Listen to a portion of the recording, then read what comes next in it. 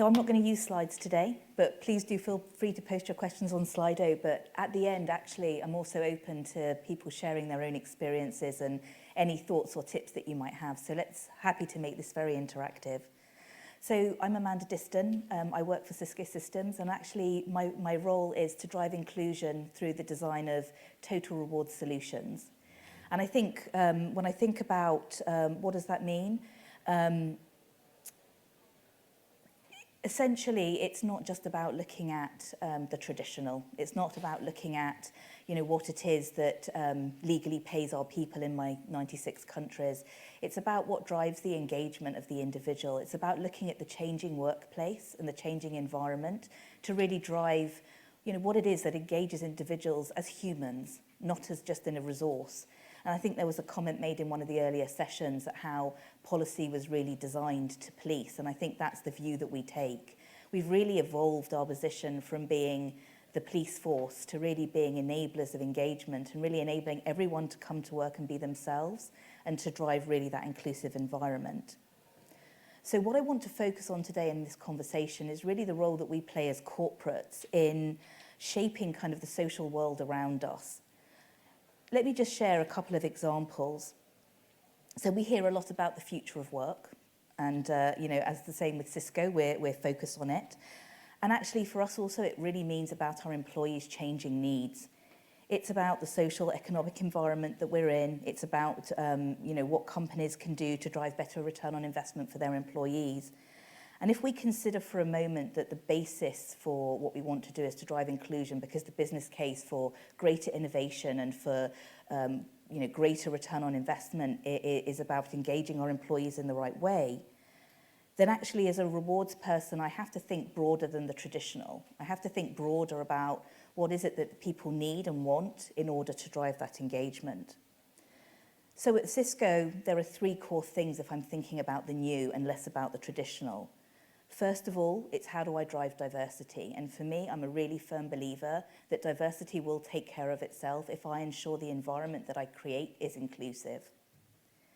So what that really means is, that means looking at what do our people need? How do I make accommodations and ensure accessibility for all? And how do I look at full spectrum diversity within our organization and how I drive inclusion for them? My other big challenge at Cisco is that we've never been a 9-to-5 company. We're a high-tech firm. We're always on camera with each other when we speak. We could be talking to each other at 6 in the morning, or we could be talking to each other at 11 p.m. at night. We're not being held to our working hours, but we are required with that flexibility to be available. And we've created, as a result of that, a bit of an always-on culture. Part of that always-on culture really means that we're running a risk of burning our employees out, of creating an environment of just exhaustion, because we truly believe that life is life, and there is no home, there is no work, there is just life, and you're living a life.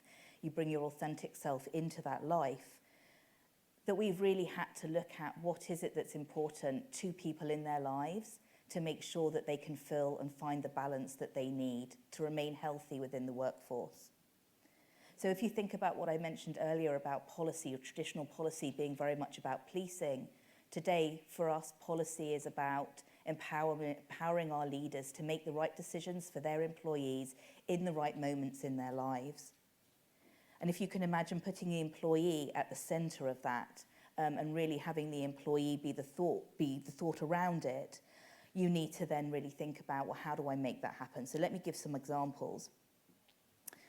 So today, in order to sustain this always-on culture, this environment where we don't really ever switch off, where if you wanted to, you could work all the hours. So you as an adult in this adult-to-adult relationship where your leaders are empowered to support you, need to take a different view on what's important and how you manage it.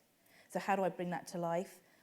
I think first and foremost, we have an increased engagement around well-being, looking at employees as a whole, looking at how they manage their own well-being. And that's not just one part of well-being, that's the full spectrum.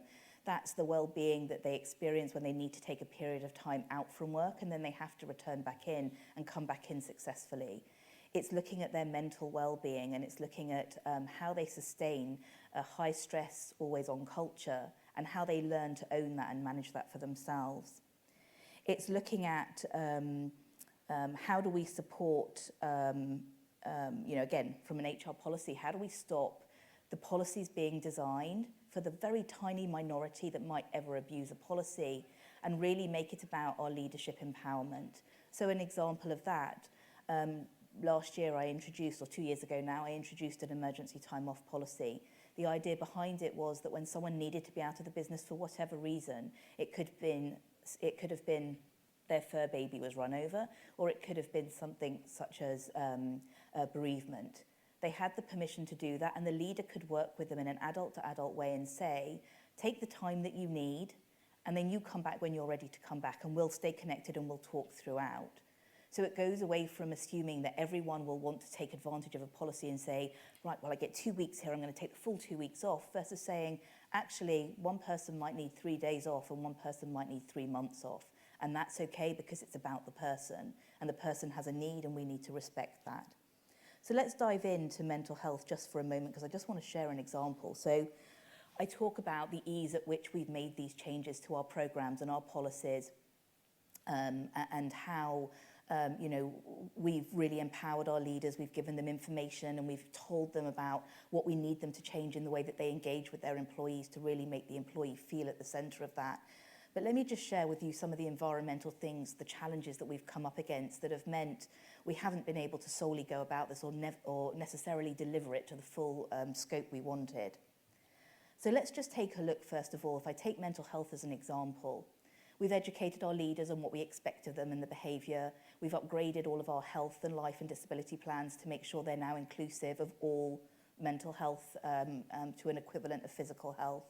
But that came at a significant cost, because the brokers and the insurers didn't look at the market in advance and say, where is the changing landscape in the rewards world going, and what do we need to do to be ahead of that? So what they're saying is, well, we can't assume the cost of that. So yes, health is health, but we can't assume the cost of that.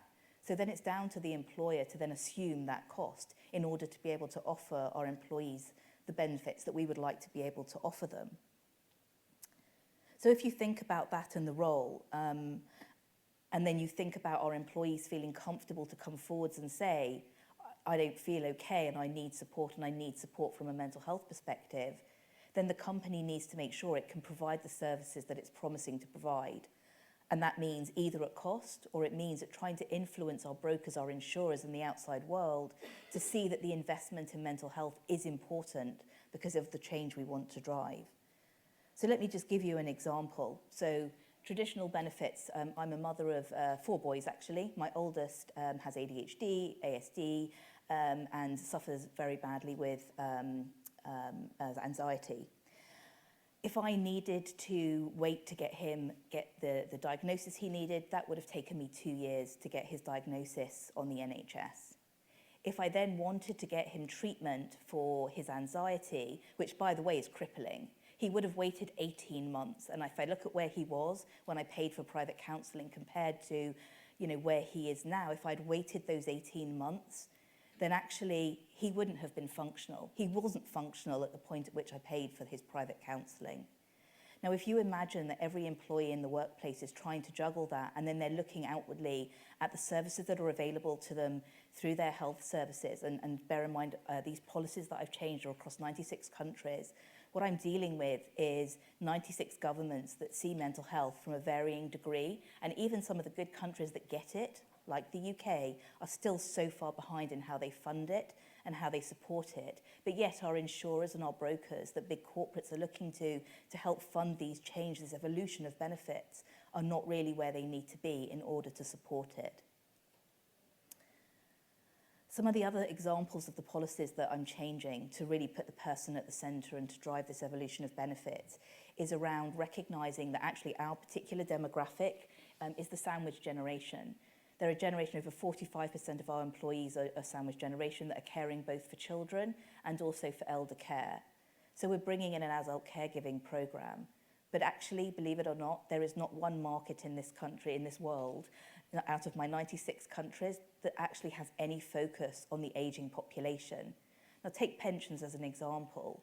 Even back 20 years ago, the governments were setting themselves financially up to be able to support that corporates could start to fund the shortfall that they were going to have. But yet they didn't really do anything to think about, well, if this aging population continues to live for longer, who's going to look after them from a care perspective?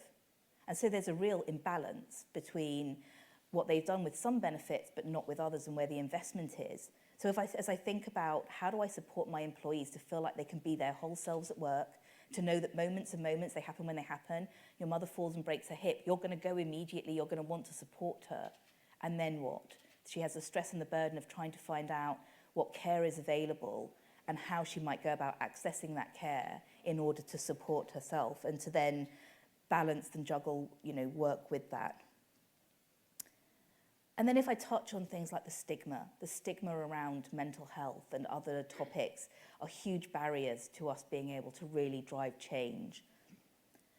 So if we want to put the human at the centre of those types of benefits, and we can see that the way of working, this new always on, this new culture of really recognising humans as humans and recognising that life is life, there is no work and life, they're not separate, they are one, and we want to evolve our policy and our programme and our benefits to be able to support them, we have to also influence the external factors which are currently acting as barriers to enable that to happen. I want to just touch, if I can, on one other type of social or environmental benefit as well, where the world is evolving at a slower pace to the corporates. So I think, like most other companies, we have a really big green target. And we are tackling our green target in a number of ways. So as a technology company, we want less people in the air. We want those that are flying to be absolutely essential, need to be face-to-face. And we will all be on camera for our meetings, no matter the time or day. I've perfected the upward look, pajama bottom look. The point really being, though, is that, environmentally, the company is really pushing for more to be done using our technology and staying as closely connected as we can. So let me touch then on one of our traditional benefits and something that everyone feels precious about, the dreaded car policy. So everyone understands what's going on around them. They can see the company's green target that we're going after, nothing kind of on the scale that Patagonia talked about, but we have very clear green targets, making things like our data centers more sustainable, being socially conscious with, again, travel and things like that. But let's talk about cars. Cars is something that people hold tight to. They feel very precious about. I decided a few years ago that we were going to be fully green. That means 100% electric vehicles by 2025. And oh my gosh, the backlash. So they get the social need to drive the change. Oh, this is my employees. But actually, the desire to be that socially conscious person is not quite there. So we started with hybrids. Part of starting with hybrids is actually, for all that we want to drive, only 9 out of all of my countries actually has the infrastructure today to be able to have any kind of hybrid car, let alone a fully electric car. So if you're in an environment where people need to drive to their customer sites quite a lot, being able to do 15 to 20 miles in a hybrid before they then turn back to fuel, it just doesn't work. So if I think about infrastructure readiness and our ability to be able to move that agenda forwards, it's actually proving very difficult. It's proving, we've got the right intent, we're lining up the right desire, but the external market is not investing at the speed at which we would need to be able to deliver against these goals. So if I think about then what we wanted to talk about today and the call to action, as you as rewards people think about your own agendas and you think about the changing culture and environment that you're trying to drive towards, you think about whether it be on me putting the person at the centre policy and the need that you need to drive the change for there, or you think about it more from an environmental perspective. What are the barriers that you're coming up against, and what are the influence that you could have, either commercially in the type of the nature of the work that you do, or socially, because you could be talking with your brokers and your insurers in order to try and drive a very different outcome.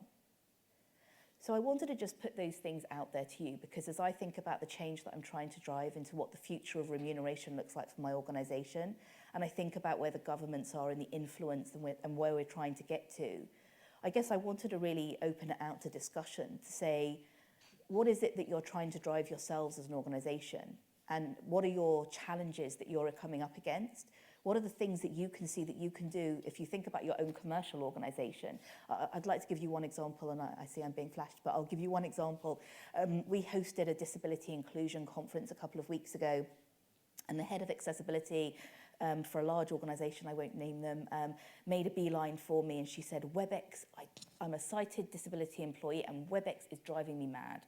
So she's coming in to meet with our Senior Vice President of WebEx next week, and she's going to talk about what we can do. But her whole role, her whole function is really around being able to make their products completely accessible to the public without the public having to pitch for it.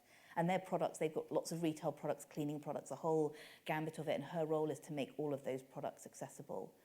I just leave you with that thought because she took an opportunity there. But where are all of our opportunities to really try to influence, the world out there, so that we, as reward professionals or HR professionals, can really drive forwards a different agenda to support the future of work.